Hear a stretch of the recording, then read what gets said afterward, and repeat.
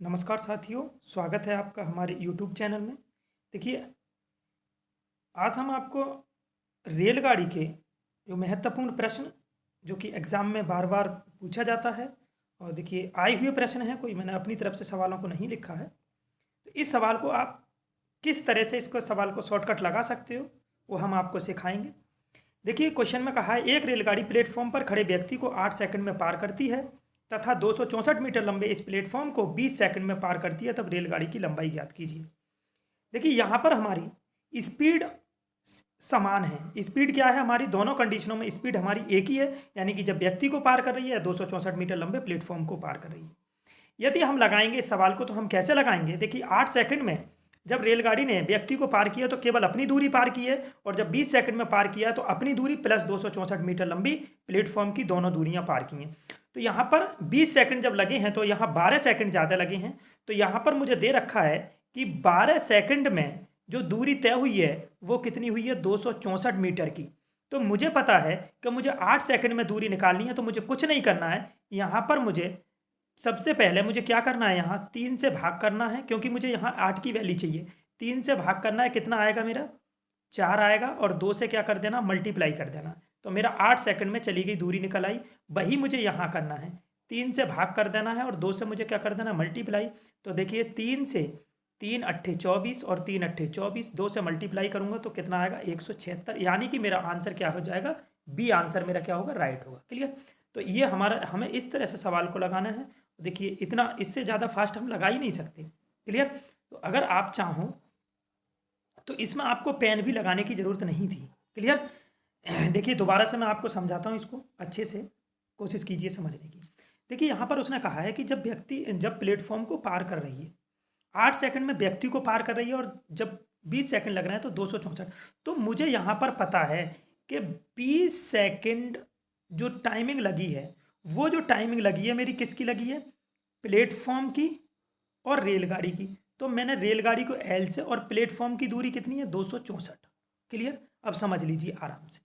जब मेरे 8 सेकंड लगे हैं तब यहाँ पर केवल रेलगाड़ी है, तो मैंने यहाँ पर क्या किया? इन दोनों का मैंने डिफरेंस कर लिया। तो जब मैं यहाँ से घटाऊंगा तो मुझे पता है कि यहाँ मेरा कितना आया? 12 सेकंड। यानी कि 12 सेकंड में जो दूरी तय हुई है, एक प्लस एक माइनस ये तो हट जाएगा क्योंकि दोनों दूरियां समान है। तो मेरा कितना आया? ये 264 मीटर। तो जब 12 सेकंड में, तो एक सेकंड में जो मेरी दूरी तय होगी वो कितनी हो जाएगी? 264। अब देखिए, 8 सेकंड यहाँ पर मैं क्या कर लूँगा? 12 से भाग करूँगा। जब 12 से भाग करूँगा तो 12 दूनी 24, 12 दूनी 24, यानी कि कितनी आई? एक सेकंड में 22 मीटर की दूरी तय हो गई। 22 मीटर प्रति सेकंड की चाल है। तो 8 सेकंड में मैंने कितनी दूरी तय की है? देखिए, 8 सेकंड में केवल व्यक्ति की दूरी तय हुई है, तो ये केवल केवल और केवल क्या है? रेलगाड़ी की चाल, रेलगाड़ी की दूरी है। तो 22 से मल्टीप्लाई मैं 8 की करूँगा, और मेरा आंसर कितना होगा? 176 मेरा क्या हो जाएगा? आंसर हो जाएगा। क्लियर? तो साथियों, ये था इसका पूरा डिटेल में सॉल्यूशन। अब देखिए, इसे हम रेशियो से भी हम इस सवाल को लगा सकते हैं। तो समझिए हम इसको रेशियो से कैसे लगाएंगे। देखिए, जब हमारी दूरी समान होती है, देखिए चाल समय दूरी और रेलगाड़ी का एक बहुत ही महत्वपूर्ण कॉन्सेप्ट है। जब हमारी दूरी समान है तो स्पीड और टाइम का क्या होगा? विपरीत का संबंध होगा।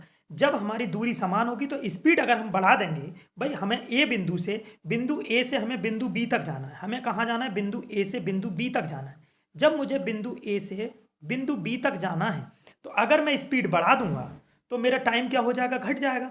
और क्योंकि दूरी एक ही है, और स्पीड कम कर दूंगा तो मेरा टाइम क्या होगा? बढ़ जाएगा, यानी कि विपरीत का संबंध होगा। और जब मेरी स्पीड समान होगी, यहाँ पर स्पीड समान है, तो अगर मैं समय बढ़ा दूंगा तो दूरी बढ़ जाएगी, और समय घटाऊंगा तो दूरी घट जाएगी। अब आप देखिए, जब उसने व्यक्ति को पार किया तो यहाँ पर हमारा जो दे रखा है वो टाइमिंग का रेशियो है। टाइमिंग का रेशियो कितना है? देखिए, 8 का, और कितना दे रखा है? 12 का। कितना? 8 और 12। देखिए यहाँ पर तो जब चाल हमारी समान है तो दूरी और समय का जो रेशियो होगा वो समानुपाती होंगे। ठीक है? अगर आप समय बढ़ाओगे तो दूरी बढ़ जाएगी, समय घटाओगे तो दूरी घट जाएगी। तो 8 सेकंड में केवल उसने क्या किया था? व्यक्ति को पार किया, यानी कि रेलगाड़ी ने अपनी दूरी पार की। और 12 सेकंड में उसने क्या किया? 12 सेकंड में जब 12 सेकंड में पार किया तो 264 मीटर लंबे प्लेटफॉर्म को पार किया। तो यहाँ पर अगर मैं रेशियो की बात करूँ तो मेरा 2:3 का रेशियो आएगा। कितना आएगा? 2:3 का रेशियो। जो टाइमिंग का रेशियो है वही मेरा क्या होगा यहाँ पर? डिस्टेंस का रेशियो होगा। जब डिस्टेंस का मेरा रेशियो हो जाएगा तो अब आप ध्यान से देखिए, ये 12 सेकंड में उसने कितनी दूरी तय की थी? 264 की। तो एक बार में कितनी दूरी होगी? एक यूनिट की वैल्यू कितनी होगी? 3 और 3 × 8 = 24। तो एक यूनिट की वैल्यू 88 है, मुझे 2 की वैल्यू चाहिए, तो मैं क्या करूँगा? 2 की मैं 88 से मल्टीप्लाई मारूंगा और मेरा आंसर कितना आएगा? 176 आ जाएगा। क्लियर? तो ये था हमारा बेसिक मतलब रेशियो मेथड। अब देखिए हम दूसरा सवाल आप लोगों को देते हैं। देखिए दूसरे सवाल को आराम से लगाइए, परेशान होने की जरूरत नहीं है। देखिए चीज़ें बिल्कुल क्लियर हो जाएंगी, बने रहिए हमारे साथ शुरू से लेकर के अंत तक।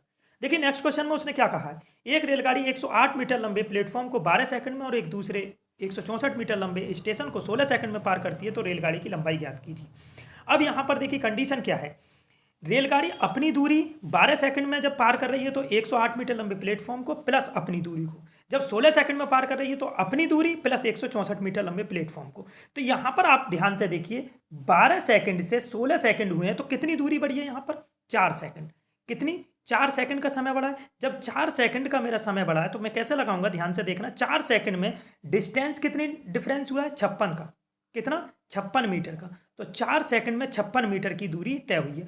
अब मुझे पता है कि मुझे केवल 12 सेकंड का अगर पता लग जाए 12 सेकंड में कितनी दूरी तय हुई है, तो वहां से मैं क्या करूंगा? प्लेटफॉर्म की दूरी घटा दूंगा।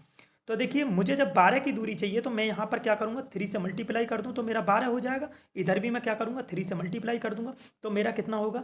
3 × 18 और 3 × 5 = 15 और 1 16, 168 हो गया। जबकि उसमें 108 मीटर का प्लेटफॉर्म है तो डायरेक्ट मैं 108 मीटर का प्लेटफॉर्म यहाँ से घटा दूंगा। तो मेरा जो आंसर आएगा वो कितना आएगा? 60 मीटर आ जाएगा। मेरा आंसर क्या होगा? 60 मीटर होगा साथियों। ठीक है, तो इस तरह से हम इस सवाल को सॉल्व कर सकते हैं। अब इसको ध्यान से समझ लीजिए, एक बार फिर से समझ लीजिए। देखिए जब उसने 12 सेकंड में दूरी तय की है, कितनी देर में? 12 सेकंड में। तो जब 12 सेकंड में उसने दूरी तय की है तो कितनी दूरी तय की? रेलगाड़ी ने अपनी प्लस 108 मीटर लंबे प्लेटफॉर्म की। जब उसने 16 सेकंड में तय की थी, कितने में? 16 सेकंड में। तो 16 सेकंड में जब तय की थी तो रेलगाड़ी ने अपनी प्लस 164 मीटर का प्लेटफॉर्म।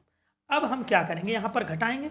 जब हम घटाएंगे तो देखिए लंबाई ये कट जाएगी रेलगाड़ी की। यहाँ जो डिफरेंस आएगा वो मेरा कितना आएगा? ऊपर लिखना चाहिए था, तो कितना आएगा? 4 सेकंड का। 4 सेकंड, यहाँ जो डिफरेंस आएगा मेरा कितना आएगा? घटा लीजिए 56 का। तो 1 सेकंड में कितनी दूरी तय होगी? ये चाल आ जाएगी मेरी 1 सेकंड में तय की गई दूरी। तो मैं 4 से भाग करूंगा और कितना आएगा? 4 × 4, 4 × 16, यानी कि 16 मीटर प्रति सेकंड। तो अब देखिए 12 सेकंड में उसने जो तय किया है, एक हम कोई सी कंडीशन एक उठा लेंगे, चाहे ये उठा लें चाहे ये उठा लें, हम 12 सेकंड की उठाते हैं। 12 सेकंड में कितनी होगी? 14 × 12। जब मैं 12 से मल्टीप्लाई करूंगा इसकी तो 12 चौक 48 का 8 और 12 एकम 12 और 4 कितना हो जाएगा? 16, यानी कि 168 मीटर की दूरी तय की है। अब 168 में ये क्या है?